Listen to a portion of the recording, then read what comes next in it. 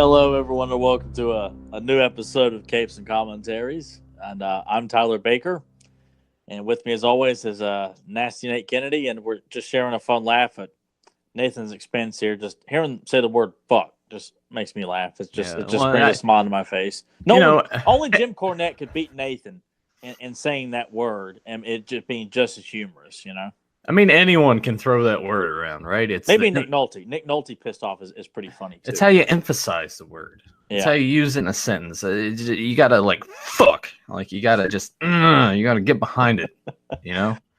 Oh, I think the funnest is when you're completely like motionless and emotionless, and you just say it. You're looking at something. Fuck. Well. Yeah, I tend to find that to be one of the funniest times you say, and he's right. It's all in context because that's having Tom Cruise say shit multiple times or dick or something a bunch in Tropic Thunder. That's not funny because he's just saying it to be saying it. It has to be. You can't just say and no, he's cussing because it's funny. No, it's not how it works. But that's what you put behind it. I was thinking too. If I ended up doing the intro today, I was gonna hit you with this, because you always talk about my money situation and everything. It's like I was gonna be like the tank in the bank. I like that. Yeah. Yeah. No, but it just I don't at the same time. It's like just I save my money. Yeah, I make enough. And I don't spend a whole lot, so I save it. No, you spend. You can buy whatever you want. I can buy what I want because I pay my bills and the money's saved. I've saved before, and now that I make more, then it's easier. Plus, the two incomes also helps with that too, to where you can. Yeah. See, I got to pay it all by myself, so I'm lucky. If I get a good paycheck, I'll get everything paid. I'll treat myself to a few things. I'm like, oh no, I'm back. Yeah, those. We both yesterday got in the NECA Ninja Turtles from the '90s film. Oh man, I actually got them right here. Let me, if it doesn't all fall apart, and everything hits my keyboard and whatnot. Oh my god, they're just beautiful. Look at that. I have it, and I reposed them, so they're different than. Yeah, you had to send me a picture of what you did this time around. Yeah, I like it a lot. I will say by far. Oh yeah. Oh wait, let me get them in frame a little bit better. Yeah. Oh my god. Yep. They just look so good. You guys check your local GameStops because they're exclusive to there. Are they carrying them in store? Or yeah, they actually have them in store, supposedly. Yeah, man. I think when I go out today, I might just pop into one of them just out of curiosity, see if they have anybody or if they're selling. I imagine they are. They would have to. I'd like to think because I would love to have a reason to get my nephew I don't know. Hell, it'd be awesome to get him a whole set or even get one for my brother for him to put on display. He doesn't buy collectibles for that much for himself, but he would absolutely love to have probably like a Leo or a Raph to put on the shelf in his den or something like that. But I will say this: I think that's the best work Nick has ever done on anything I've ever seen. I would agree with that. Yeah, and I got a bunch of Arnold figures over here of Conan, Predator, Terminator. I got Rambo over here. The attention to detail put into those 7-inch turtles, the articulation and keeping the dark shadows where their eyes are at to make them look very serious. Except for Mikey because he's got the big, kind of deer eyes, looking all innocent and ready to kick someone's ass too. But Don, Leo, and Raph, that shadowing around their eyepiece, around their bandana, it's just it leaves a lot of aggression and maturity and has that adult collector feel that it should. It's like this is a serious take on this, which makes those things that Playmates put out what 4 or 5 years ago. Oh yeah, those things look like shit. I saw side by side comparisons, and there was actually someone tweeted something about it, and NECA was like, "Is this a real question?" But the beautiful thing about them is that, they came out with the quarter scale ones first, and all of those look amazing, and you would think going from that and scaling it down, you would lose a lot of that detail, but none of it's lost. No, none of it is. No, if anything, there's a little bit more posability to have the interchangeable headband pieces, to have it draping on your shoulder or blowing from the left or right or left or right side. So I mix those up a little bit. I mean, it's to have. I got Raph holding his size. You can't do like the clutch knuckle thing. So I got him holding, but having him crossed over like this, like he's just kind of closed up, ready to just start stabbing foot soldiers. Did you put Leo on his back because he always gets his ass kicked and he sucks? No, he's clearly standing out front. Of course he is. Yes, but Raph's kind of standing directly behind him, like ready to start kicking ass. I got Don with the staff out. Mikey's got both his chucks out, just looking. I hope to God, I hope those things do so well because I got to get Shredder. I got to get the foot soldier, and they cost an arm and leg to get. Yeah, well, those are coming out quarter scale first, so I'm kind of curious if there will be 7-inch versions of those.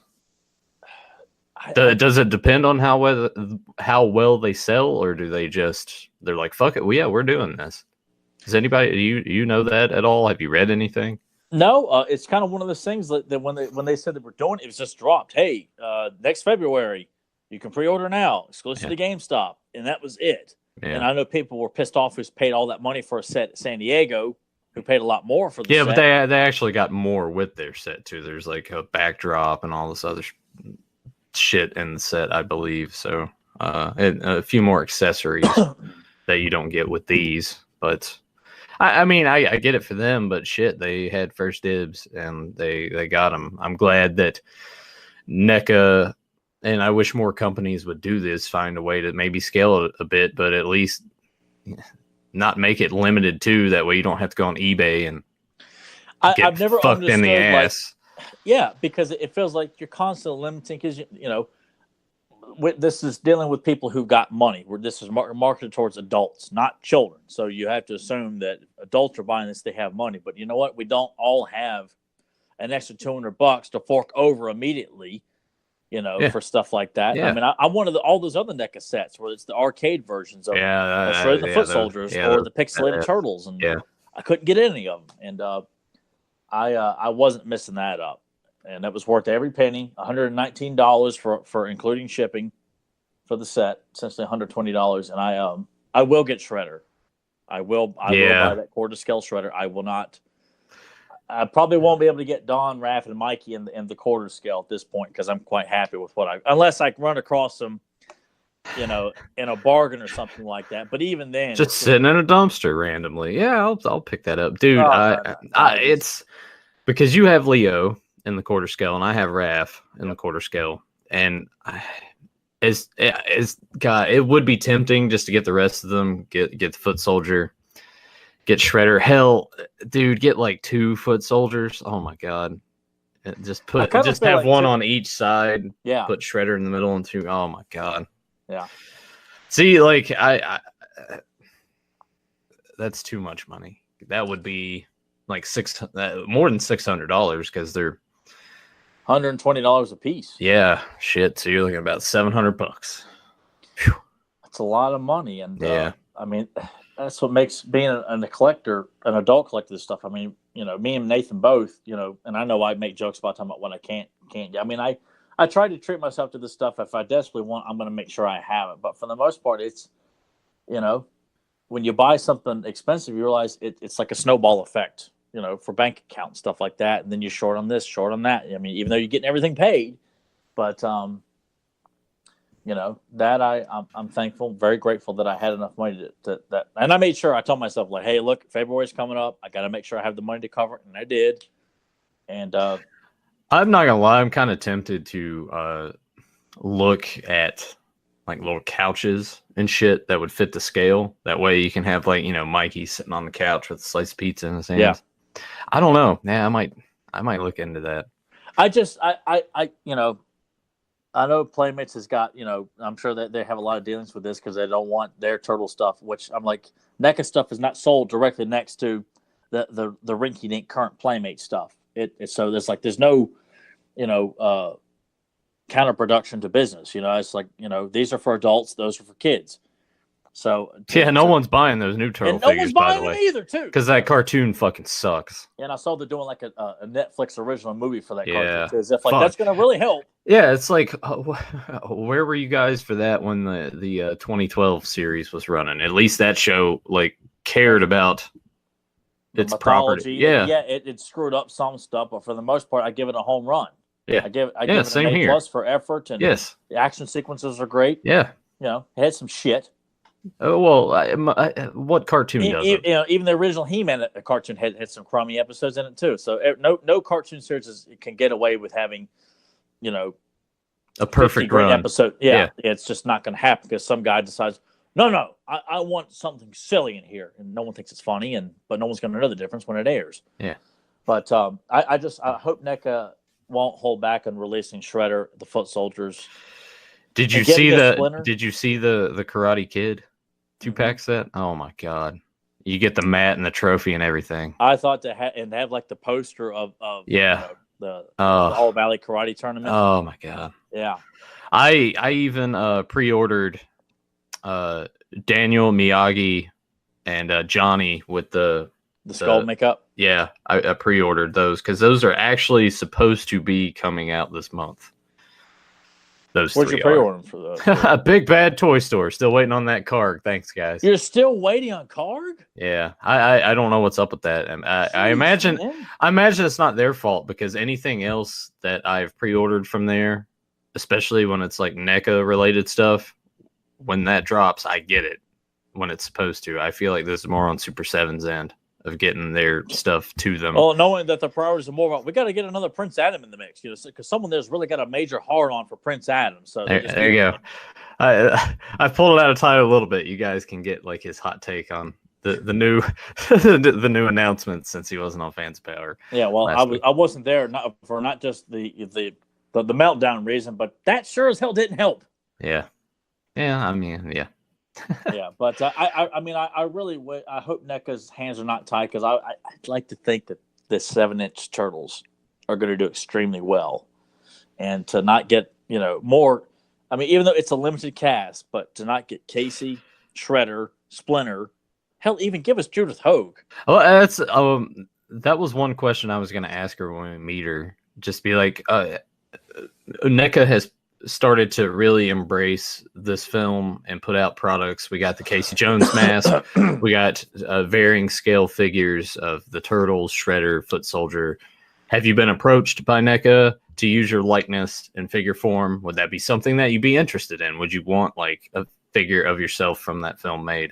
So that's how could she not? As much as she embraces the film and the fans, like, nah, hell with that. Like, yeah, that's the question I'm going to pose to her. Yeah, but they're phenomenal figures. So I if you just want one, at least GameStop gave the option. You can pick whoever you want. You don't have to get all four. If all you want is just Don or Raph or Leo or Mikey only, and put on your shelf, you have that. I like that. Not no. $200. You got to buy them all. Well, I think they're what $20 a piece. $22 a piece, I think. Yeah, something like that. Yeah, it might be cheaper in the store. Not sure. Yeah, but I just it's good to know that something like that is sold as an option.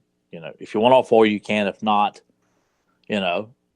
because collecting this stuff, it's not cheap. People, I know there's some people who's got boxes showing up from Amazon and Entertainment Earth every single day with statues and busts and figures and I wish I could do that too, but so we kind of have to pick and choose. And I looked and saw that the Alien vs. Predator 2-pack of a Dutch and the girl from the arcade game got pushed back to April. Yeah, which I wasn't aware of that till today. Yeah, I always get a little bit excited every time I go to Target now because I'm like, well, they have anything new out? Not have anything new, but I got this guy in the mail. Yeah, he looks fantastic. Come on, focus on him a little bit. John Kreese. Yeah, which whatever. I hope NECA is going to give us Kreese. I want a Chosen. I want a Terry Silver. I want a Mike Barnes. I did. I want a full Cobra Kai. Elite. Give me all the cards. Give me Tommy, Bobby, Dutch, and Bobby. I mean, I want them all. And, I think you said Bobby twice. Okay, Bobby, Tommy, Dutch, Bobby. and yeah, I'll pull a Steinbrenner. See, Bobby and Tommy and Bobby and Bobby. Just. But that is from the 86 Remco line. I do have a Miyagi, Johnny, and Daniel coming in the mail too. From the same seller, I believe, but they're in fantastic shape when I was looking at the pictures. So they're a great figure line too, because you've got the tournament play set, and you've got like a Sato's Cannery, and then you have like a ninja play set that kind of reminiscent of Karate Kid Part 2 almost. I did come across a Sato at the antique stores that we go to, but he was missing everything, and he looked like someone had just rolled him around in dirt all day. That was the only one I had as a kid. I got him at Rose's, and I don't know why I picked Sato. $8. I'm like, no. Yeah, for someone to just wipe their ass with it. Yeah, I'll give you $2. Now I could probably be able to like clean it, but I'm like, no. I started looking at eBay prices. I'm like, I can get them with everything for less than $20. Why would I pay $8 for one that's been rolled in the dirt? And you got to work to get it cleaned up. Yeah. No, but it's an awesome action figure line. It's a shame that more hasn't been done, but hopefully with Cobra Kai being such a big hit and NECA's putting this stuff out, and I'm glad to see the clothing is not this big bulky mess. That's why I've always hated the cloth clothing figures, because they always make the clothing so puffy, like they're wearing a Gore-Tex jacket. Like Freddy doesn't look cool on the shelf with this big puffy sweater. Yeah. Oh, and also any of you guys out there that are fans of the film Night of the Creeps, NECA teamed up with Shout Factory. Because they're coming out with a new collector's edition Blu-ray. But if you guys love Tom Atkins, they're coming out with the figure paired for it. I already pre-ordered that too. I have to have my own Tom Atkins action figure. Have to. Sweet man. He was awesome when I met him. Just very. There's some people that you meet at those conventions that are just as soon as you talk to them, you're just like embraced. And I wish more people, Tom Savini, that was the first one that came to mind when you said that, would take that approach, because they are there to see you and they're paying you. The least you can do is be nice for 5 or 10 minutes. Yeah, if they're being weird and awkward, then you know what, then all bets are off. But if they're just wanted to thank you for their work and ask you a quick trivial question, beat it, kid. You ain't a girl. You got a wiener. Yeah. Like Tom Savini did. Speaking of conventions, though, it was kind of brought up on Facebook. Tyler, you're going to that Heroes Con, right, this year? Is that the name of it? The one in Charlotte? Yeah. I hope to. That's what I would like to do, yes. When is that? Sometime in early June, I think. Okay. I don't know. I hadn't checked. All right. I hadn't memorized the date. Right on. Well, I'm thinking if you go, I'll go with you this year. Maybe I'll take some of my comics and get them graded. Because that's one thing I would like to do. I'm hoping there's at least one guest, because I went just to meet Mark Bagley and picked up a few books. But I would like to get some of my books graded. And I don't know if the Big Lit Comic Con that's going on right now in Roanoke, because it happens like twice a year. I don't know if they do grading there or not. Yeah, that's actually today and tomorrow. Yeah. I need to ask Kevin about that, or ask Brad, who runs Funny Games, like their back stock or their vintage stuff, to ask him about that, because he always sets up. Is he at that one this weekend? Not today. Like, I think he was at the last one. But I know he said that he was going to be scaling back. Isn't it funny? This episode, by the way, we're going to be doing episode 2 of Spawn, but it's just kind of funny how we just started talking about everything else. Well, it is all comic book related. Like, we're not talking, politics and nonsense like that. Yeah, sometimes we do. We haven't veered off in that territory. Yeah, I don't think we will this time. What else was I going to say? I was tempted to kind of go to that Big Lit Comic Con, but I figured I would go to it. Stuff about it, but it is a comic book centric convention. Like, yeah, they do have a couple guests. Yeah, I think they pull one of the guys from Walking Dead. That seems to be their main go-to. And that's always, they always pull some random person from Walking Dead to show. Larry Hama was there the last one, which I was like, I wish I had gone to that one. I'm kind of curious. Facebook years ago. I'm kind of curious about how crowded it is, because they actually have a hockey game going on tonight too, and I know that the convention itself's not actually in the Civic Center; it's in the special events area, which is pretty big. I've gone when they've had some of their like flea markets kind of thing. They just have a shitload of vendors in there. Never find anything. Well, actually, I take that back. I did find an Atari 5200. I think I paid like $10 for it. I think last time I went, there wasn't shit. There wasn't nothing. It's like baby clothes and crap I don't care about. Like, I'm done with it in 15 minutes. And I unfortunately went with my parents, who look at every single... Oh, yeah, bad move. Every single thing. I think we were there about 3 hours, 15 minutes. 15 minutes, I was done. I was like, I'm going to go sit in the car, I guess. No, I brought my phone charger, so I just like plugged my phone in and just played on my phone for the next little while. Looking up other shit on eBay. It's like, well, can I... I can't buy it here. I can buy it here on my phone, though. Yeah. They didn't have this here. Like I was expecting it or something, you know. Why didn't they have this?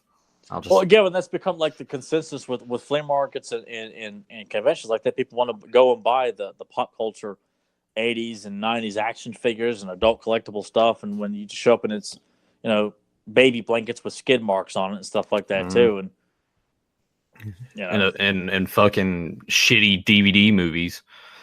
All about the Benjamins full screen and Scooby-Doo Monsters Unleashed full screen. Yeah, that's what you're going to find at your local yard sale. Yeah, well, not only that, but there's also a lot of Prince and Me and all those shitty Hilary Duff movies. Yeah, yeah, Anne Hathaway movies like Princess Diaries 4 and 5 or whatever. There are a few things in the chat I do want to bring up really quick. Say hello first to Who Dat Well, Febmon, and Delvis78. Thanks for popping in live. Who Dat Whale? Well, let me get to the thing that Febmon posed. You guys feeling better? Good health, mental or physical? Doesn't matter. How you feeling?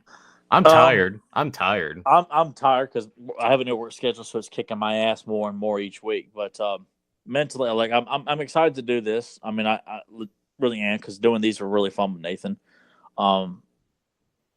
I will be back for Fans of Power tomorrow night, but I don't know for sure if it's like every night just yet. You know, it's kind of like I'm, see how it play. I think Joe just kind of assumed, all right, he's back. I'm like, he was doing that last week, and I was like, maybe.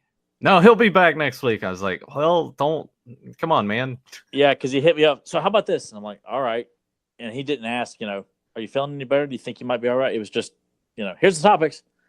So I will tell him tomorrow night. I'm like, I'm doing tonight, but I can't guarantee that next Sunday is like, I just got to wait and see how I feel. Like, I just, Yeah, Joe's going to bug me all day about streaming video games. He already started because it's National Pizza Day.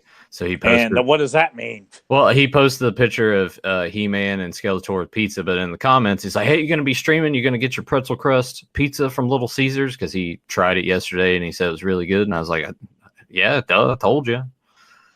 So maybe. We'll see. Where was it? Yeah, Who Dat Will asked if we have seen the DC Primal Age Series 2. Yeah. Who all's in? It's Superman, Lex Luthor, Bizarro, Flash, Black Manta, Crypto. Because I haven't seen them. Do they look cool? I want Black Manta for sure. Lex Luthor. I actually like Superman. I like Superman better than Batman because I hate having Batman's eyes not being colored in with solid white or black. Like, I just don't like being able to see his actual eyes. But I like Superman. I definitely will get Black Manta because I have picked up Mr. Freeze and King Shark, via Amazon. They're back in stock on Amazon, back at the cheap prices. So yeah, Target had the end cap, and I saw figures on it once, and it's pretty much been blown out ever since. So I would because I do want to get Ace, the wolf, so I can put Clam Champ on them because they look great on the shelf with my vintage figures. Like, I got King Shark and Mr. Freeze along with Skeletor's gang. They fit in quite good, so I want to get Scarecrow to kind of round out my particular choices, and maybe Aquaman, and that's really about it. But I like them a lot. I won't get all of them, but there are some I would very much like to get. So Wave 2 looks very promising. It looks pretty badass to me, I think. Right on. So, yeah. I don't know. I think they look cool, but I to me, it's probably just not a line that I'm gonna purchase. I know that sounds shitty, but I don't know. No, it's I'm not getting all of them. I don't have a desire to. I think if anything, I would probably veer more towards like Scarecrow, King Shark, those guys, the ones that like have like Batman. Honestly, I could give two fucks about Batman. Like me too. It's the villain. I mean, those three, Mr. Freeze, Scarecrow, and King Shark. God, they look like they made their transition look flawless. Everybody else, it's a hard pill to swallow to buy a lot of those characters, even though you see the cartoon intro and all that stuff, would have been an interesting cartoon for sure. But to buy them, like from Nathan's perspective, I completely understand that. So, but I do want Ace. The Batcave would be pretty cool to have to put on display too. But it's and the price point's actually good. It's reasonable. I can't say it's it's not like Playmate charging like $100 for the Turtles playset. No, yeah, but yeah, it looks pretty cool. And I've heard the Conan line's been pushed back again. Great. God knows why. That sucks. And I don't know when Thundercats Wave 2 is coming out either. So we'll see how that goes. But shit, there we go, man. Toy talk. Tyler doesn't mind talking toys. It's just honestly with the Masters property, because there's more to it than that. I'm not gonna get you back on that whole spiel again. We'll stop it there. I was getting right. No, I got you. But I'm just saying. We didn't talk about ankle articulation or paint app bullshit. Yeah. Just say, it looks cool. Move on. And speaking of moving on, dude, let's go ahead and fire up episode 2 of Spawn.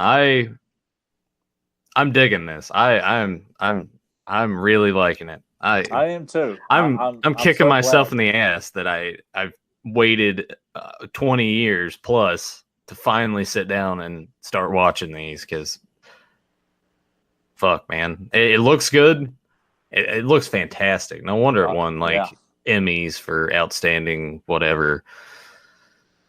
Outstanding. Just like do your research, asshole. It's just outstanding. Well, you know what? It's fuck it. I'm gonna look it up now. Yeah, I mean, we like I said, we never want to come off as just like two schlubs who just we're doing a podcast, so therefore we can kind of say whatever we want and not just talk like we're just full of shit. All right, here we go. Well, what? Yeah, take me to the page where it doesn't have the shit listed. Thank you. That's awesome. Nathan does know how to use the internet, people here. What's a computer? Yeah. It won the Primetime Emmy for Outstanding Individual Achievement in Animation, which rightfully so deserves wholeheartedly. Holy shit! Like, just what a. And watching this too, I already knew this, but it just really hammers home the fact that all of our superhero stuff is just so pussified now. Yeah. Like, I'm not saying Spider-Man and Batman have to have, guts and gore and adult language, but you just kind of feel like not everything's got to just cut.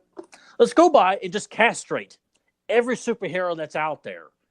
It just makes me crave that. You know what? It's not like the old Christopher Nolan brooding bullshit either. This is the material that Todd McFarlane put out. It's not altered or tweaked or changed. This is it. Yeah. And everybody's got to come along with their agenda of like, I don't like this, so let's change this, and let's change this for transition. Let's change that. Also, let's get back into that position of the Black Panther film being the first black superhero. Sorry, guys, it's not. It's not. Blade, Spawn, Black Dynamite. I'm sorry. It's funny that they want to just ignore good, people. They just want to, and it wasn't. It really was. It was very generic, honestly. How the hell is moments? But I had no desire to revisit the film. No, honestly. No, I was done with it. I was like, all right, yep, it was another Marvel film. Yeah. Next. I mean, Ant-Man and the Wasp is on Netflix. I'll probably give that a watch because I did enjoy Ant-Man. I honestly, I liked Ant-Man more than Black Panther. There you go. Sorry if someone's like, what? How could you? It's nominated for Best. No, I had more fun with Ant-Man. Sorry. Well, you don't. Is it because he's black? No, it was just a generic fucking movie. Like most of the Marvel films have turned into, honestly. Infinity War was just a hodgepodge of like, hey, look at those guys. You remember those guys, right? Yeah. They had a movie. They're in this one. Isn't it cool? Yeah. And don't you just love how the hype and it's not bad. It wasn't a bad film. Yeah, it was. It was a bad film. Well, to me, it wasn't a bad film, but it was there. I was like, okay, I was done. I didn't feel anything when it ended. I know some people were like, oh my God, and Thanos did this, and they're all gone. And I'm bad like, for the villains now. We don't have assholes in movies anymore. No, we have complicated characters. There's no more, heroes and villains. It's all people who have had tragedies in their lives. Go to hell. Yeah. Well, JSP even says Black Panther wasn't even considered the best Marvel movie last year. There we go. It's all just agenda based, and it's horseshit. And I hate the fact that they're like, this is the first black superhero movie. It's not. Let's cut that shit out, man. Seriously. And Black Panther is a fantastic comic book character. And unfortunately, Chadwick Bosworth played him a hell of a lot better in Civil War. Yeah. They give him his own movie. The movie, the character's not given any kind of decent treatment. Same thing with Spider-Man. Tom Holland was a phenomenal Spider-Man. Give him his own movie. It's shit. Yeah. So I mean, props to the director of Black Panther, Ryan Coogler, because Creed was awesome. Actually, the digital version, digital Creed 2 is going to be coming out this week, a whole month before Blu-ray, and I'm not gonna lie, I am tempted to just buy the digital just so I can watch it now. Well, I will. That will probably be the next first movie in a long time that I will just go out and buy. Yeah. I'm not. Yeah, I'm not gonna. I feel like I'm gonna like it. Holy shit! What? Nothing. I'm just. We're going. We've been going like a good 40, 50 minutes. We haven't even started the episode that. This whole I guess we thing just had a lot to vent and just kind of. We had a lot to say. Discuss. Me and Nathan even talked for like 20, 30 minutes before we even started it up. Also. Yeah, and I guess we should also specify it's probably the reason that we're saying so much stuff. There will not be a Beyond Retro podcast tomorrow. Yeah, because we're still spacing shit out, and we need to kind of like waver this and balance it all out. So we'll probably get back into a regular-esque sort of schedule. I'm kind of getting some ideas in my mind that I'll run across you after we're done. I mean, I still want to do Temple of Doom. That was the proposal, which I carry a big flag for that film. So I definitely want to do it. It's just the lack of motivation because it's I'm like with Nathan too, man. You break it down. We devote a lot of our free time to doing these discussions, and they can go on for two and a half hours, and then we talk afterwards. We talk beforehand. It's of course we're all friends. We love talking to each other, but it takes time to do these things. And when our weekends fly by, as hard as me and Nathan work, it's just like you just kind of feel like, wow, would be nice to have a little extra time on the weekends. Yeah, there was, oh man, a few times that I felt it. It's like Monday, I'm sitting there, it's like, fuck, where'd the weekend go? Son of a bitch, yeah. But I don't know, like I get in those moods, and I think it's easier for me to stream the video games sometimes than to sit down and have a roundtable discussion on a film. I don't know why, but it just is. No, I completely understand that too. It's roundtables are more time consuming too. Yeah. And plus, when I'm streaming, 9 times out of 10, I'm getting drunk. So it has its benefits. Yeah. All right. Let's let's finally get into this. I'm sure people are just like, what the fuck, guys? Like, just watch the episode and talk about that already. Stop. Did we ever get anybody say that? No. I mean, no. Honestly, I've gotten a lot of feedback on. It's fun just hearing you guys talk about whatever. It doesn't matter to me. It's like, yeah, here's the main like thing. But when you guys are talking about other stuff too, it's nice that we just get opinions on other things. And I don't know. They said the conversation just flows really well. Well, that's it doesn't feel stilted or like we're reading off of cue cards. Like no, because God knows there's plenty of podcasts infesting. Yeah, I can think of a couple right off the top of the head. That it's just like, are you guys reading from a piece of paper? Or off the sweaty print on your hand. Yeah. Yeah. No, we're not professional, but we acted. Do we? Do we though? Well, this is what people want from when I hear listen to like Dan Lebitard or Tell 'em Steve Dave. The fun kind of random conversations that will pop up on this podcast. Sometimes that's some of the best stuff because it's just them being people and talking about certain things, and it's pretty interesting. Did I tell the story about the guy that I worked with? He's on. He goes to the methadone clinic every week because like that shit's supposed to wean you off of heroin, and yet he just goes and gets it every week. And he's got a lisp. Did I tell you about the time that he shit his pants when he was a kid? Can I tell that story? I've been wanting to tell this story. I don't know who you're talking about, but he shit his pants. Yeah, we'll leave his name anonymous just in case this turns up anywhere and someone listens to it is like, oh, I know. You work with this person? I did, and then like he moved different departments, so I only see him on occasion. When he comes into our apartment to talk. Department. I said apartment. When he walks into our department to tell one of the girls that all the guys like oogle every day, and he's all the drugs he did like fucked up with his teeth. So when I do the lisp, there's no harm. Like I'm not making fun of people with lisp. I'm just trying to accurately portray how he talks. But he'll come over there and just be like, "You sexy, hey, you sexy." Anyway. So can you say that with I fit my pants? No, well, I will get into the story. Okay. So, somehow we did get on the conversation of podcasts and things. I don't know how it happened. I don't remember, but I said, yeah, I do this one. I help these guys out with this other show. It's about He-Man, and like he perked up a little bit because he's how old is he? I think he's like 42.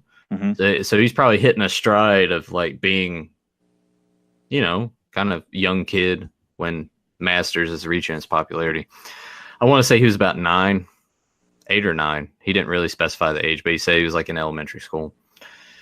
And he said that he had to fart real bad, and he turned around to the girl behind him. He's like, I got to fart. I got to fart real bad, and she was like, do it. So I did, and then I shit my pants, and I had to get up and tell T I had to go to the bathroom, and I'm like, I took my underwear because he was wearing He-Man underwears. That's how this whole thing happened. He shit all over He-Man. Yeah, he's like, I was wearing my He-Man underwear. So I'm trying to rinse them out, and the teacher comes in there, and she cleans them up, but then she hangs them up in the classroom so everybody can see it. It sounds like Dusty Rhodes is again. Yeah. I started thinking about it. I'm like, when I do it, it's kind of like a Dusty Rhodes impression in a way. Jim, this is baby. This is Jimmy. This is Jim, baby. I got an idea here. Yeah. Little kid hit his hand. The pay window. I hit you with the bottom elbow, baby. But yeah, it was just random. I'm like, thanks, Carson. Oh, shit. There's his name, by the way. Sorry, my bad. I thought he was like Carson, Carson yeah. I deal with? No. Carson shit his pants? Yeah, he shit his pants when he was a kid. But it was just funny the way he was telling his story. I couldn't help but laugh. It's just like the way. What a story to bring. I'll let you. So because we're talking about a He-Man podcast, like, yeah, I had He-Man underwear and I pooped my pants. And yeah. I was going to tell that story on fans, but figured I'd tell it on here retro one day. But yeah, I don't know. It pops in my head because he just comes over there all the time. Hey, you sexy. You could be a model. Be a model. You sexy. Is he? He's not talking to you now, is he? No. He's talking to the girl that's over there that just like, I shit you not, like every dude that walks past there break their neck to like look at her. It's a lot of whiplash going on in there. Yeah. There's a He-Man reference for you. There you go. All right, shit. We said this about 10 minutes ago. This is the third time of attempting to start what we intended to do here. I'm having fun. I am too. So let's all right. Without further ado, we want to specify if you guys got your DVD set of this, pop that in. If you are an Amazon Prime member, as of this recording, it is free to watch on Amazon Prime Video. So give that a search. Episode 2, pop that up, and Tyler, give us that countdown, and we'll get it going. 3, 2, 1, action. So Todd McFarlane gives an intro every episode, right? Yep. Okay. I didn't know if this was the thing that's like the first few, and then after that he sort of stops, and it just goes right on into the show. Past season 1 right now, like I'm still working my way through it. have every intention of just kind of sitting down. Like I took some time on Thursday to watch episode 2 and 3, and then I was like, I have to go to sleep because I had such a long day. But I was like, I'm not waiting until Friday to watch, and I really just wanted to soak in more. And what was cool for me is that Nathan was just telling me how much he was loving watching the show, and it's just, I mean, re-energizing his passion for Spawn. And I just thought, like, that's why I wanted to do this podcast. Like, if it ain't working for anybody else, I'm glad it's working for Nathan. Like, when we do these commentaries, I want people to get excited and, you know, seek out merchandise or the episodes or buy the DVDs or go look for a certain character on eBay to buy or a T-shirt with it on there. And Spawn figures are cheap, so hell yeah. Some are. Well, most are, I feel like. Because I was looking for, you know, going back and I was like, I had him, but I would like to get just one clean cut, nice looking Spawn figure, and those tend to be the more harder and more expensive ones to find. Just Spawn in some kick ass pose, and I found a couple I'm eyeballing that, if I can talk myself into pulling the trigger. Yeah, there's a few that I'm actually watching too. So we're getting a recap here of what happened in episode 1 of Al Simmons figuring out or starting to figure out like just exactly what the hell's going on. What the hell's going on? Yeah, pulling a little crap and back, and I love how this, and I think this was one of the reasons why I didn't take to it as a kid, because it's a slow burn. It takes its time to build up because it's meant for adults. It's not meant for kids. Kids are more used to more frequent action beats, and I'm glad they didn't cut this down to play to children because it's not meant for kids. Damn it. So I like that in watching this. You know, the next episode continues on the. I don't know why McFarlane keeps telling me to turn the lights off though. It's like he's trying to play it up, you know, the horror aspect. I think he's, you know, because it's really scary. Yeah, it made me think of the werewolf TV shows on Fox from 1987. Because like when you would see the promos for it, they would tell you to turn the lights off. I did like the bit that he said at the beginning that how there's a little bit of good and evil, and a little bit of evil and good, kind of thing. And I can't find a bit of good in clown. No, I'm saying like people in general, like even good people, which I think that's what he have a little bit of evil in them. Yeah. In terms of like, that statement about people in general, not the characters in the show, but people in general. Yeah, I would not argue that at all. But and we'll get to see the first appearance, which this Phil and Lil.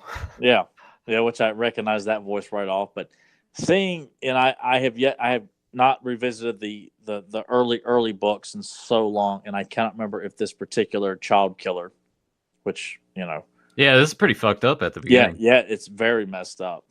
And to see that, you know, which is this, I imagine this has got to be right out of the comic books. And forgive me, Spawn readers who've been faithful and stuck with it for so long, but it's very, very creepy. I mean, and I can't think of the actor's name, but he actually looks like the villain from Darkman. Larry Drake. Yeah, there you go. Yeah, I used to see Larry Drake playing that part. Yeah. But I love the imagery of the madness that Al's going through here. Yeah. You know, you're seeing, you know. And that's one of the strengths of the show. You notice at the beginning where it's all light and everything, like it doesn't pop as much, but everything else with the shadows and the darkness, it's illustrated and animated so well. And that's right out of the comic books. If you pick up any of the comic books, especially the early one, hell, any of them, issue number 56 or whatever, you know, the tone and look of it, it's everything's lit with a lot of shadows, and that helps sell the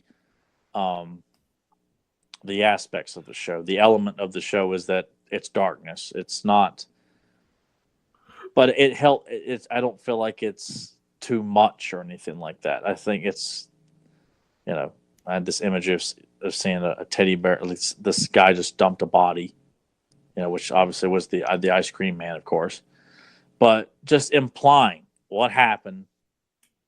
I mean, that's because, you know, unfortunately, child abduction is something that may never ever go away, which is extremely scary. Same thing with kidnapping in general. men and women. I mean, it's a scary thought. And so when you see a character like Spawn, you would love to enact vengeance on somebody that would bring harm to, something as innocent as a young child. I mean, you would not hit, of course, in prison, people who do things to children often get their asses kicked pretty quick, if not buried 6 feet under with their first day in there, and rightfully so. It was quite unsettling, to see this, but it's just the fact that he's just like, oh no, not another one. Yeah. Like, fuck. Keith David, man.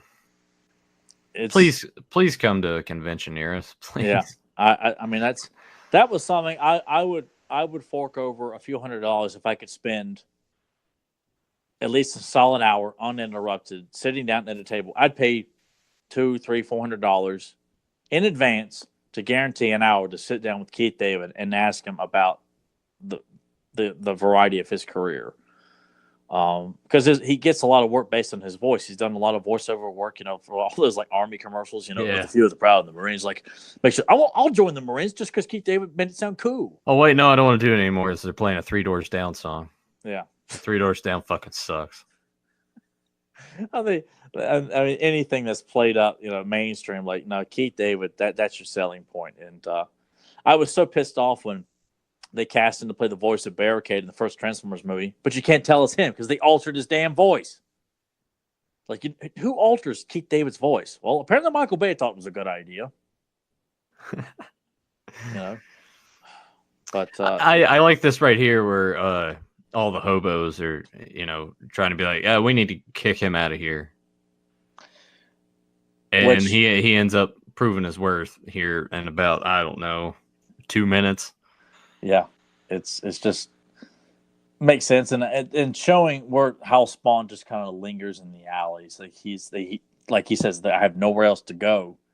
In the comic books too, the homeless society, they embrace him and he embraces them, and they become family essentially. And that's where he's like, stay out of the alleys, and it's just fun to see that kind of camaraderie built up gradually, and that they don't know what he is. And of course, living in such rough areas, you wouldn't be quick to think that he's something supernatural. You just kind of think you don't know what he is. But, in this world too, you kind of led to believe stuff like that doesn't exist, because just like they always said about the devil, like the greatest trick he ever played on mankind was making man believe he didn't exist. I kind of feel like that's what plays into a position with this mythology, is that, good or evil is not really aware of the ramifications of what you do. Like Malbolgia is waiting for you when you commit, unbelievable sins, and God himself is waiting on you when you head up the other way. Not trying to get too religious for people who are not, but well, I mean, that's the tone of the show. Yeah, it's I'm not getting on my soapbox about religion. This is part of the show. So, and seeing headshots like this, and it's not overly focused on. Like, you see it, it's there, and some of the stuff's done in silhouette, and that's one of my favorite things is how those are done. Like with that one, you saw it in the reflection of his glasses. Yeah. Smart turds, big eyes. Yeah, and it's a mixed batch of dialogue. Like I know since it's good to see animation use a lot of language, but they don't go overboard with it because they can. Like they keep it a nice mix of instead of saying, "Oh, I love that." It's a good shot. God, that was awesome, and the waving capes and whipping that chain. I wish I could whip a chain around like that. I try it at the gym tomorrow. There you go. Yeah, some guy won't get the hell off the equipment. And or comes over and takes it from somebody else. I'm about to take your head off, and just whip the predator chain. That sound effect that it makes. Spawn with guns too. That's something too. It's very easy to feel like, why would he need a gun? But God, it looks awesome when he uses a gun. Because he is a former assassin. So. And this is a cool part. He didn't kill him. He's gonna throw him back in the car and be like, "You." Tell him to stay the fuck out of here. God, so badass. I mean, it just makes me want to see other great superheroes. Can you imagine a Batman cartoon done like this? You know, Daredevil, Punisher, shows that need to be animated with an edge. You know, I mean, just to have Batman portrayed with this kind of aggression. You know, not killing people, but he will break bones and put you in the hospital to get his point across and things like that. I mean, it's a shame that this kind of what's the word outlook on superheroes is just, well, if there's radar, it's got to be like Deadpool, which means funny. Yeah. Well, yeah. just because it doesn't, I'd say Deadpool's probably one of the reasons why everything's pushed towards humor too. Not all of it, but I'm sure and then we got some nice nudity thrown at us right there. It's not heavily focused on, yeah. But I like that because this is what you would see Tony Twist doing. He's got naked women around him all the time. He's a fat greaseball, and you know, people like that have always got beautiful women around them. You know, but I don't feel like, I mean, because later, like in episode 3, when we see Chapel, which I figured like that's a character that when Nathan said he was like really looking to buy in figures, like I figure after seeing Overkill and Chapel in action, Nathan's like, I want an Overkill and Chapel figure. I'm just gonna buy them all. Yeah, because Chapel's pretty badass. But and I like seeing this too, and of course seeing that Wanda's dealing with another child killer / molester too. That's some messed up stuff. And I like seeing their life, which you see that in the comics too. You know, I do remember some things from the comics, and you do get a sense of their life. You know, because Al's always peeking in on it at times, and you know, yeah, well, he does come in contact with Terry eventually about it. Well, you got to think too. You don't think about it much, but just imagine being like a defense attorney for like a murderer and a kid killer and a rapist and everything. Like, how can you defend that? And I don't know. That would just, thinking about that makes me want to just kind of throw up a little bit, because I would hate like just being associated with that person. It would almost make me hate myself. Yeah, especially if they're claiming not guilty. But it is your job. But I don't know. It's just, do those guys have a moral code? Like, if you're defending this and clearly you know that they're probably guilty, even though it's your job to prove that they're not, I don't know. That sucks. I would hate that so much. I mean, unfortunately, you got a lot of people who are just, you know, they take take great pride in being able to get sleaze off from extremely high charges. But yeah, it's one of those things that everyone's entitled to you know, due process and such. And it's like, look, I'm here defending you, and you know, I can't. All I can do is try to get your charges, you know, dropped a little bit. You'll still serve time for many years, but it won't be life or something like that. Like that's.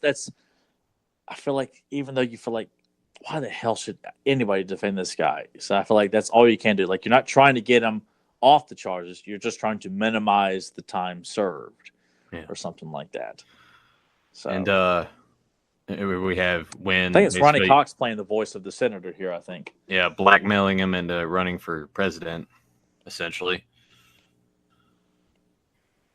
I like how they make references to real life incidents, you know, kind of tying this all into the real world. Yeah.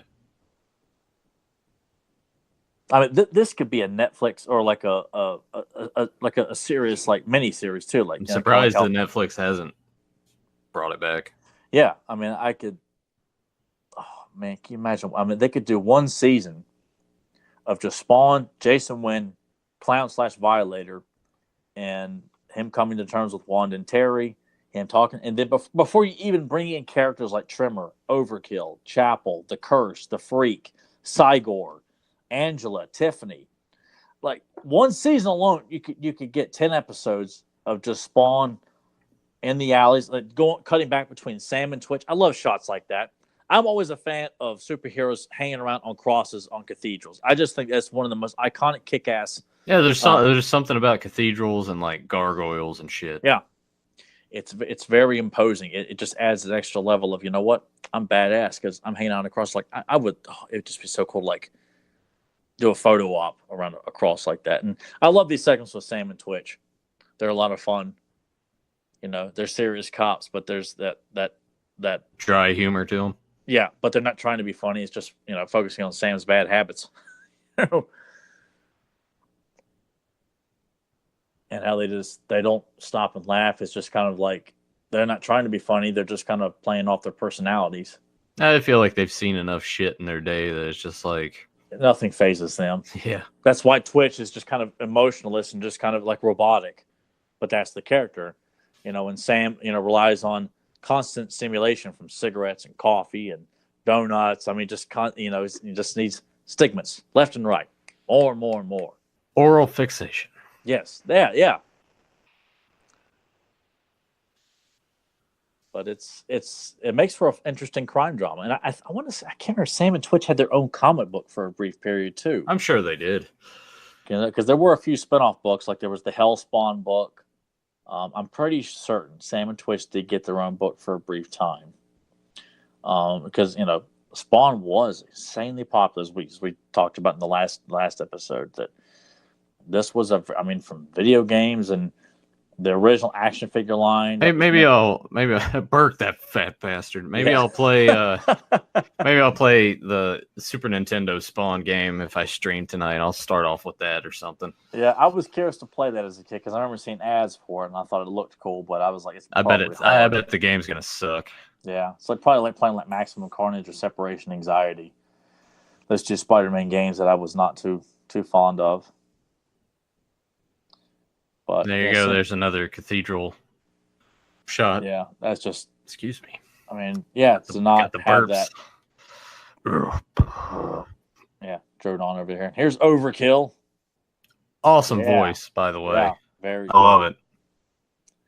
And I always associate him with my first impressions of Spawn because his image I would see it quite a bit from issue 3 or 4. Or 5. It's one of the first early issues where he appeared, and he was one of the first action figures that was made too. So I always associate him with Spawn in general too. Like some of the others, I kind of had to seek out. But as a kid, when the comic was on the scene and the toys are out, he's kind of goes hand in hand with Spawn to me, just like Clown. I really love his voice. Yeah, it's badass, and you kind of feel like. Does this character kind of feel like it's out of element when you're dealing with kind of real world, but we're dealing with supernatural elements, we're dealing with heaven and hell, even though we're dealing with kind of real world issues and situations, having the guy made out of cybernetic parts. Yeah. Sorry. I love that line in this episode where he's like, I'm keeping the heart for myself. And he said, what for? Dinner. Yeah. It's just shit, man. Gross, but it's awesome. Yeah. That's a villain for you. And, you know, I always enjoyed these moments, but, you know, and of course you're expecting him to kill this kitty, but it's just funny. He just throws it off to the side. Yeah. You know, but that's one of the cool parts that just, how he antagonizes. Yeah. He's there to bust his balls because he enjoys, you know. And there goes the cat. Ah! Which it's so quick and not focused on because it keeps the scene going, but that's what makes it funny. And yeah, I hope this is something, you know, because I trust. Yeah, now that he's looking at the picture of Wanda fondling himself. Yeah. Baby's got back. Yeah, I thought that was an excellent. You know, I could totally see Danny DeVito doing this. And he wipes his hands on his fucking cape. Jesus. I missed that. I missed that last night. Actually, I missed him doing that. Oh, you didn't catch that? And then pissing on the fire down below. Yeah, I caught the. Yeah, I mean they're giving him so much to do within like 2 minutes. He's stealing every moment, you know, and just. I mean, of course, when you're watching this, you're waiting for the inevitable, you know, him turning into Violator, you know, which, you know, is mind blowing when we see it. But I really hope this is one of the things that McFarlane really pushes in the new Spawn film, which, you know, it's almost kind of even hard. Is it really going to happen? You know, just because you feel like you've heard about it, even though it's cast and they're working on it and everything. But I hope this becomes one of the backbone things about that film is, well, what we're getting ready to see here. You know, not just Violator, but the constant ball busting of Clown towards Spawn. And this episode packs in a lot in one episode with Overkill, Clown, and Violator here. Oh, boy. Absolutely glorious. Yeah. Bloody and glorious. And a good voice, too. Yes. I remember I was such a fan of the mythology and stuff. I drew a picture of and it was out of one of the Spawn books. I had a Violator holding a heart above his mouth, getting ready to drop in his mouth, and I drew that, and I've still got it too. You have to show that on the show. Yeah, because me and my brother were really big in the drawing Spawn in the summer of '97. I mean, and we were just I just couldn't get enough of drawing Spawn characters. It was so much fun. My friend Zach Connor really got into Spawn in 5th grade. I mean, he had toys, the comics. I mean, he was really pushing for Spawn. It was Spawn and X-Men for him, and I just don't think my mind was ready to kind of grasp the content of Spawn. Plus, when you catch it like half, you know, deep into the run, you kind of feel like, what the hell's going on? I don't understand any of this. All this is lit in red in this cathedral. Fights in churches, dude. There's something very epic about that. You know, that's you know, it's like Bullseye and Daredevil, Arnold and the Devil in End of Days. You know, it's a lot of. It makes for a great battleground. Yeah, and this is something that must not be shortchanged in the new Spawn film. Like, we need to see, and at least the 97 Spawn film, they kept the character list small. It was Clown, Violator, Jason Wynn, Al, Terry, Wanda, Cogliostro, and that's really about it. You had a cameo of Angela. Priest was in it, but they kept it small and minimal. And I think this new Spawn movie, it needs Sam and Twitch. I feel like you need to have a Spawn movie with Sam and Twitch. I can't believe I'm talking like positive about this, but watching this, yes, Spawn does deserve to have a great film, but you kind of feel like, is it going to happen? You know? Yeah. I need to. That's the thing too. It's maybe want to go back and revisit the movie. Yeah, I mean it's something we could possibly do on the podcast. I mean it has good points. It's definitely not going to be, you know, I don't know, since neither one of us have watched it with, you know, adult eyes. But you know, I'm not opposed to checking it out. Just to see, I mean, and I do remember a lot about that film. But and Nathan may end up getting a John Leguizamo clown figure before it's all over. It actually looks good. I've looked at it. It looks good. It's the movie figures were spot on. God, they look good. And they were so hard to find when they came out. All those adult collectors going around, snatching them so they can sell them in the comic stores. $50. Not much has changed. Nope. But the movie figures are all. I've come across a couple of them, you know, reasonable prices. We're gonna buy them all. I wouldn't mind having a few, that's for sure. But I like, here we are, episode 2, and it's still just revealing more of itself. Yeah.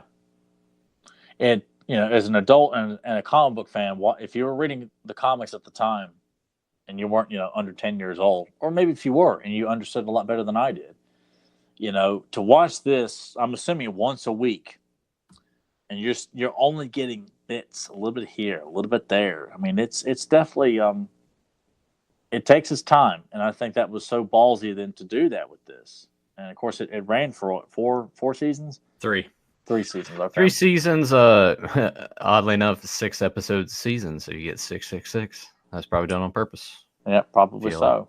I feel like they had all 18 in the can, and they just decided to split it up that way. Probably so, yeah. Makes it look cooler.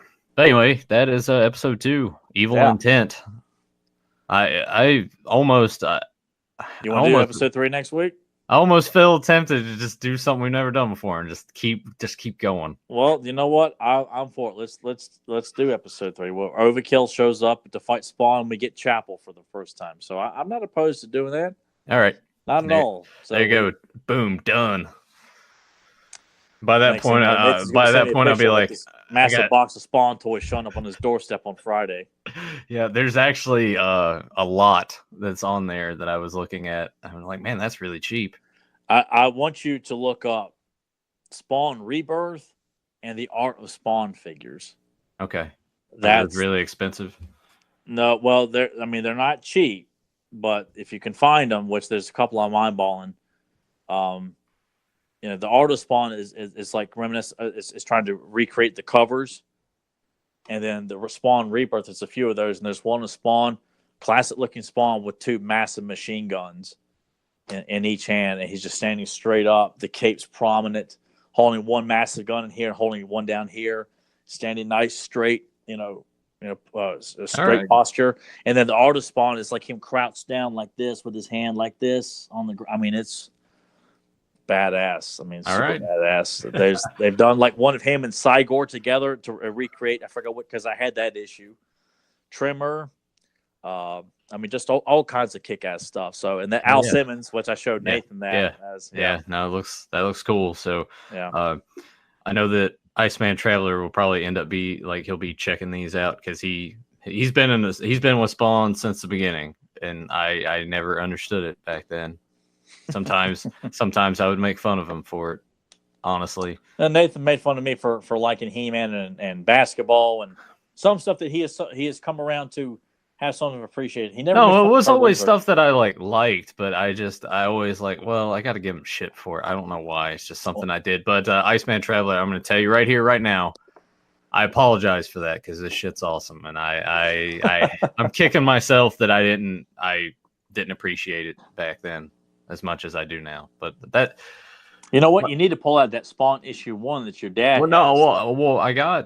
I have those first. I think first 12, 13 then you issues. Got Overkill's first appearance then. Yeah. I'll have to go and see what all I got. Yeah, and get a couple of frames from Michaels and put them up on display. yeah. Shit, where there ain't anywhere. Emma's got a lot of free space over there on her side of the wall. Yeah, we'll just take all her shit down. This is mine now.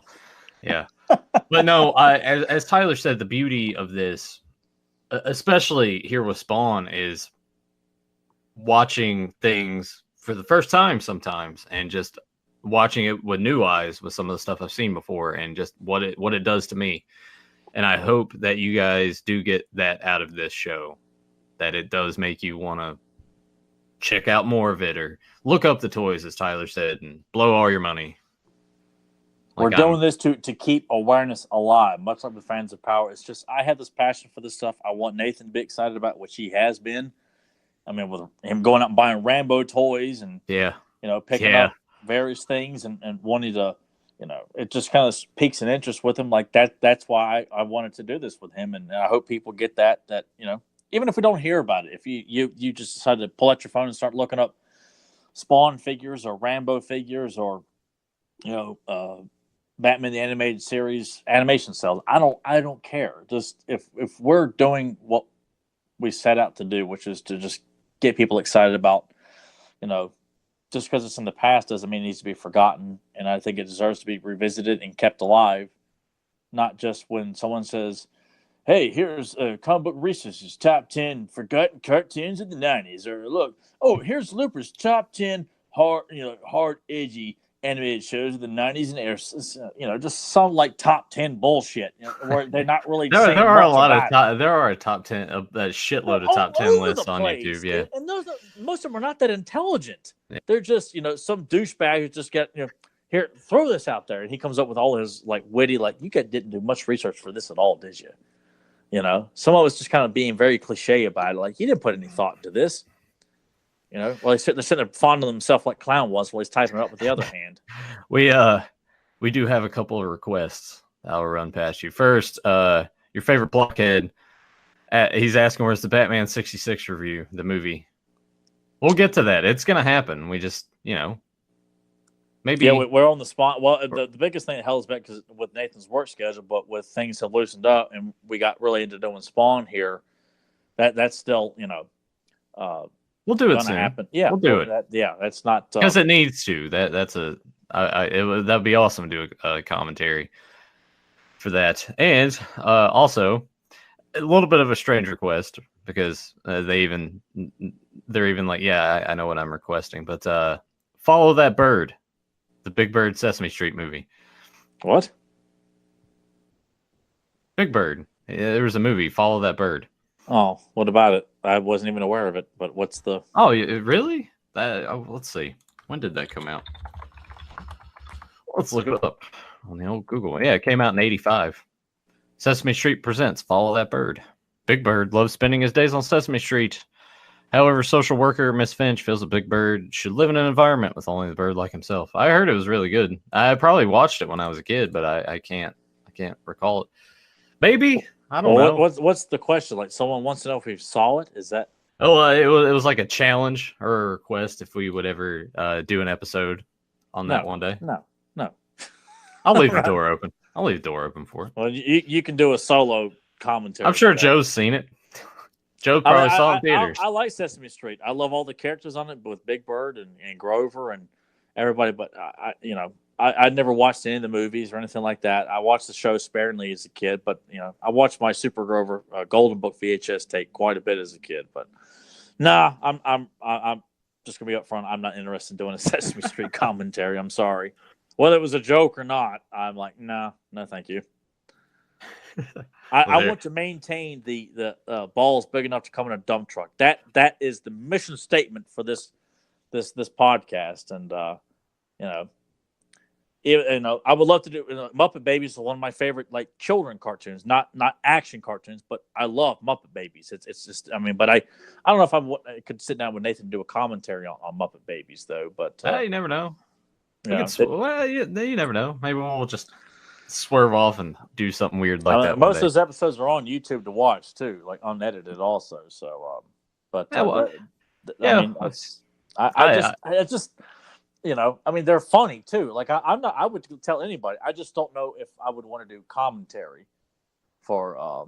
I don't know. I just kind of feel like I like doing my action cartoon commentaries. I don't know if I want to do. If that were the case, we'd have to do commentary for, some of the Nicktoons, like Doug and our monsters. I wouldn't be opposed to that. Hey guys, what's cooking? Yeah, which that would be. This is stupid. Who said that? It's at the end of that episode where Doug gains weight, and no one's getting into the pool. Yeah, and he calls himself Ronald Weisenheimer, and then Skeeter fucking copycatting him and shit. I'm Ronald Weisenheimer Jr. Yeah. And Patty's like, I'm Rhonda Weisenheimer. And I kind of roll my eyes at that as a kid. I'm like, that's just kind of dorky, but Yeah. But I found that episode very relatable, even though I wasn't, a fat kid or anything like that. But you are, you get a little bit older, you do kind of become aware of being self-conscious about these kinds of things when you're in, a swimming pool setting and stuff like that. So that's why I felt like I found that very relatable, and that's why the Doug cartoon. I'm quite shocked that cartoon is not more celebrated. Seriously, because of it's.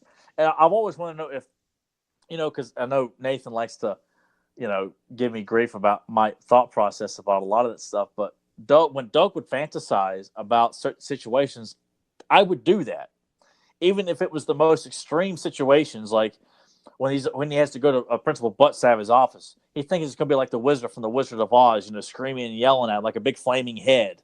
That's how my mind would think. I know. I've done that, but I've done that before. Well, no, dear, with dear like going journal. to the arcade and like when the Skeeter says, "Hey guys, he's going to go for the big score," and everyone gathers around Doug while he's playing Dino. Oh, I know that you Dino Driver. I know that you fantasize about that part of it. You're like, I'm going to get the girl. Yeah, it's going to be awesome. But I feel like that's a cartoon we may have to break kayfabe and break kayfabe. and celebrate Doug because dude, the Disney Doug sucked. I so didn't hard. even. I think I looked at it and like, I hate the new look. I hate the voices. It sucked. It sucked. Yeah. Fuck you, Disney. Yeah. Ruin they everything. Screw up everything. They've ruined Star Wars. They continue to ruin Marvel, just so they can have people walk around in their damn theme park. Yeah. And that is it. Yeah. Anyway, with that said, dude, let's go ahead and wrap this up. Yeah, we won't give any final thoughts on Spawn because, I mean, obviously we're doing it next week. By this point, you know what we're doing. But yeah, we'll get to Batman 66.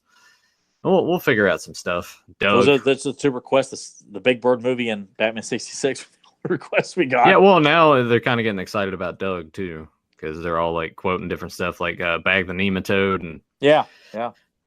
I need more allowance. Why? Because I do. As if that wasn't a YouTube. I really listened to the beats than you too for the most part. Oh anyway. yeah. Well, someone's like redid those songs. They sound great. Yeah, and catchy shit too. Gotta shout your lungs out. Yeah. I mean, there were some really kick-ass. I mean, that and Salute Your Shorts. I will say, as a kid, if I knew they were coming on, having my chicken tender dinner or just sitting on a Saturday afternoon and watching Doug or Salute Your Shorts, I can't think of anything more satisfying back then when Nickelodeon was Nickelodeon was a big part of my life since the late 80s with you can't do that in television and Double Dare and Finders Keepers. Yep.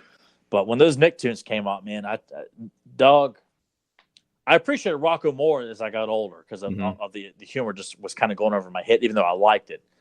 But man, I tell you, Doug really, especially the ones involving comic books, like when Doug bought that stolen issue of Man of Steel Man. But he didn't know. He didn't know, and then he felt so bad about it, and I'm like, it made him so relatable because I was so into comic books at the time, and the comic book store guy's just like really bitter and shit, and he's got all kids are out to steal my stuff, and grumpy. Yeah, it's like he gave us a free copy of the new Lumpy Squad. I'm like, what a lame ass comic book! Like that's his thank you. He gives you the Lumpy Squad. I'm like, he might as well just give you the finger. I tell you to get the hell out of my store. All right, we're gonna have to do Doug now. We're gonna have to. There's so many episodes that we'll bring back good memories, and we can poke fun at some stuff too. It'll be good. We'll do that. Yeah, we have to pick. It's gonna be hard because most episodes have the two back-to-back ones. Yeah, well, I'm just saying we'll just pick one of those and we'll do the back-to-back. It'll be good. Well, very expensive. Yeah. Oh yeah, Mr. Dink. Hey, vote for me. Mayor White always throwing in that vote for me. Yeah. Just God. And the shitty. Oh yeah, at the end of the show. Yeah. Or no, wait. Are you talking about the Quail Man theme? Is that what you're doing? It was like a piece. Yeah, I think they used it as Quail Man, but also they used it as other stuff too. All right. Oh, yeah. All right. We're gonna have to do Doug for another 2 hours now. Yeah, no, we'll go ahead and wrap this up. Thanks to all of you guys. Hey, you know what? This works because Doug was Quail Man, so Quail Man or Cape, therefore capes and commentaries. Exactly. So there's our loophole to do Doug. There you go. And Skeeter was Silver Skeeter. Oh God! One episode. I actually watched that episode recently where they're doing the comic book and they're getting mad at each other. Yeah. Yeah, that seems like something that like Josh and I would have done. Yeah. Shit, probably you and I would have done, I imagine, if we were younger. Well, yeah, because Nathan liked to hold everyone down, so therefore they can't be better than him. So Nathan would be constantly like, I'm the Triple H of everything. Clearly, yeah. What's that say? Nathan trying to bury everybody on the playground. No, I'm going over. Yeah. I actually wasn't like that to most kids at school. Just you my and friends. Joe both. When it comes to video games, you guys clearly are Triple H. Like, no. I'm the best at the video games. I am. Yeah, maybe one day we can. Donkey Kong. Yeah, Joe and I need to play each other in something somehow one day. Are you kidding? I know. Neither one of you guys. That would be like that's like I was trying to think of like a famous match that didn't take place because they couldn't say who was going to go over. Like, no, I'm going over. No, I am.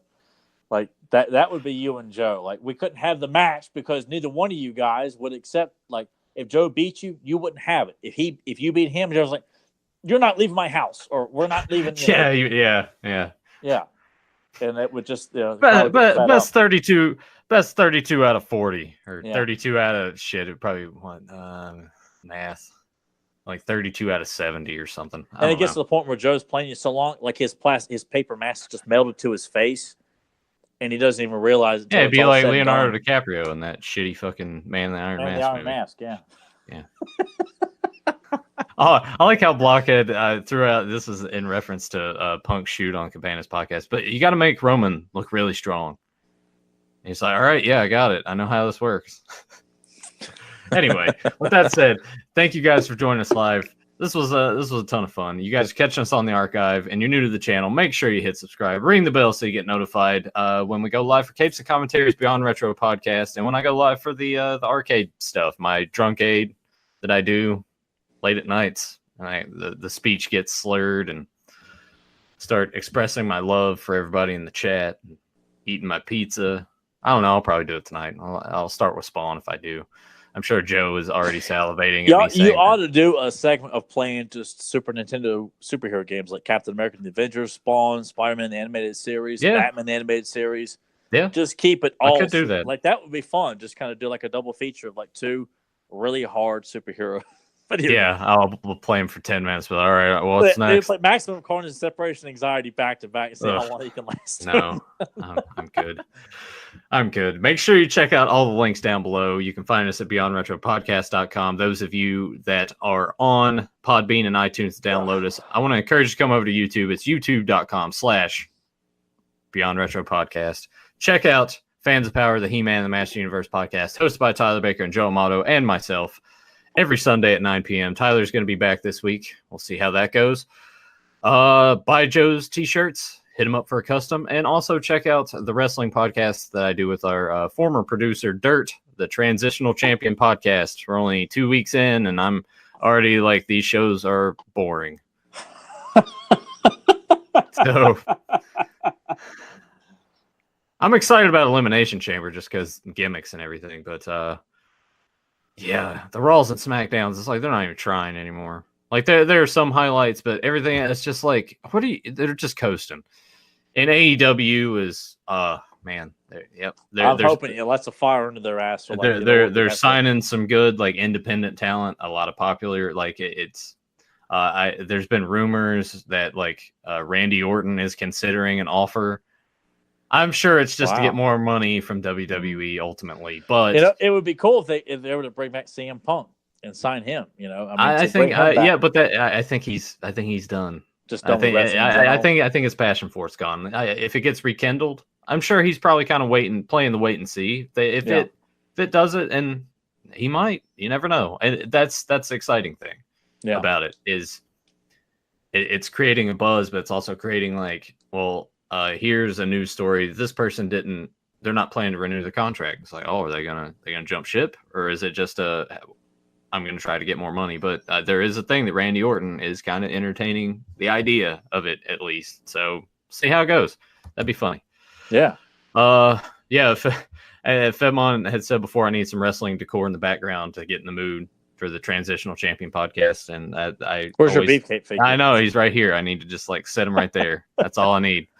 I figured the rumors are just going to be rumors, but you never know who's going to turn up. It'll be exciting. It'll be fun, especially if they get TV and they can do the shit where it's like, oh my God, this person showed up and no one knew.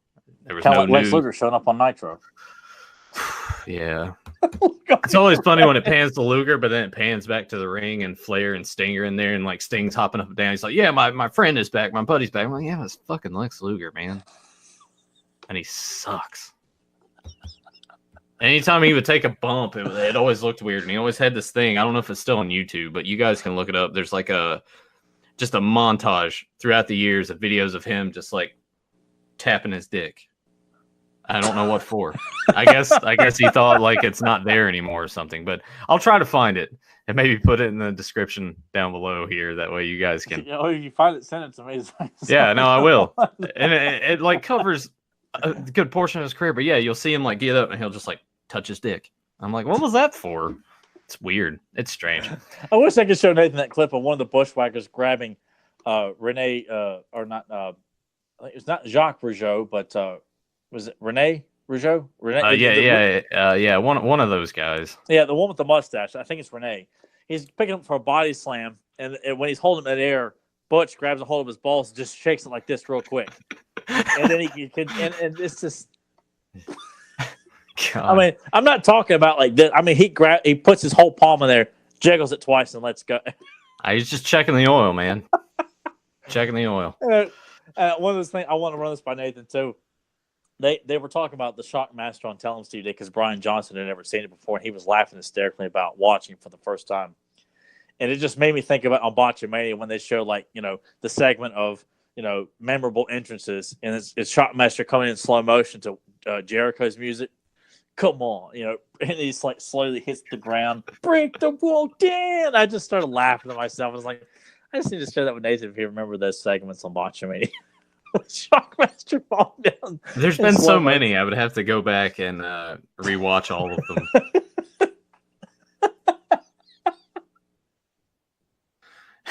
All right. Yeah. All right. I'm done. All right. With that, thank you guys again for joining us. We hope you guys enjoyed. Leave your comments down below. Like the video. Share with your friends. Let us know your thoughts on Spawn. And until then, we will see you in the future to talk about the past. Take care, everybody.